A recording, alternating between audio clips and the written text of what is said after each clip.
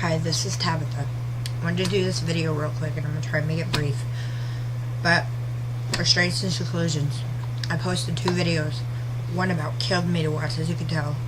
I'm trying to not cry, but whatever. It was, I couldn't help it. A little boy with autism was killed in a private school because of restraints and seclusion.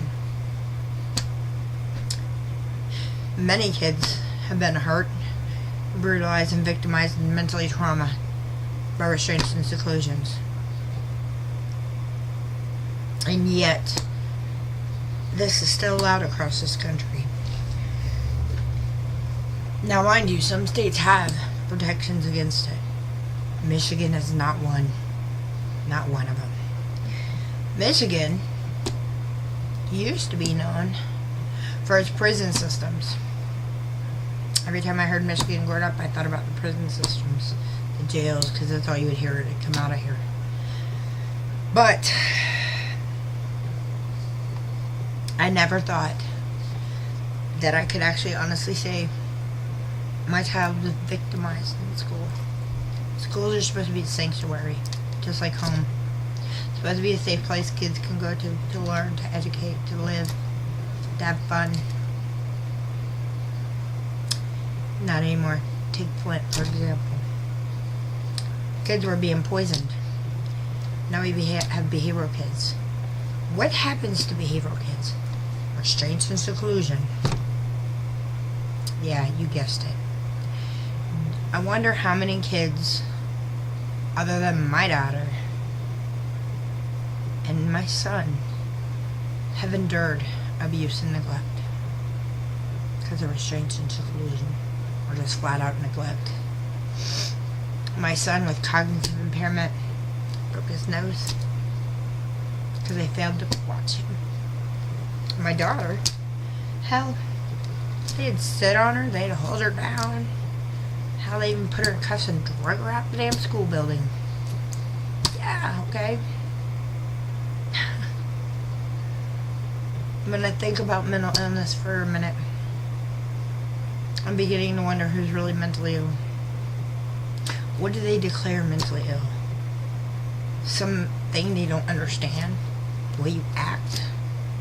Because anymore nowadays, you can be labeled with anything. You can be labeled as a terrorist, you can be labeled as mentally ill, you can be labeled as a killer, a psychopath, whatever. I mean, whatever the government wants to label you as, that's what they're going to do. But back to restraints and seclusion. Where's the government's responsibility that when they hear a child has died, to stop it across this nation? Stop restraints and seclusion. Find other ways. God, I feel like I'm living back in the 40s and 30s. Shock therapy? Really? Come on. What is the point in shocking a child?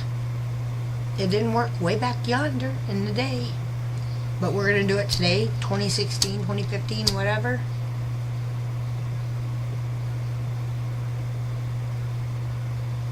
Wake up, people. We can't throw away America's future. Whether it be kids with disabilities, or regular kids, or just kids that are spoiled, or whatever the case may be. We have to come together as a nation to protect our children. We have an obligation to teach them right from wrong. We have an obligation to love them unconditionally. Because really, to be fair and honest, they didn't ask to be here. We brought them here.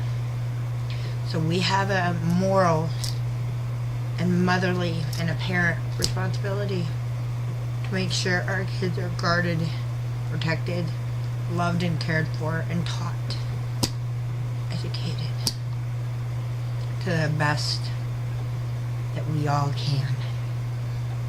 Because we all have a role in our kids' life.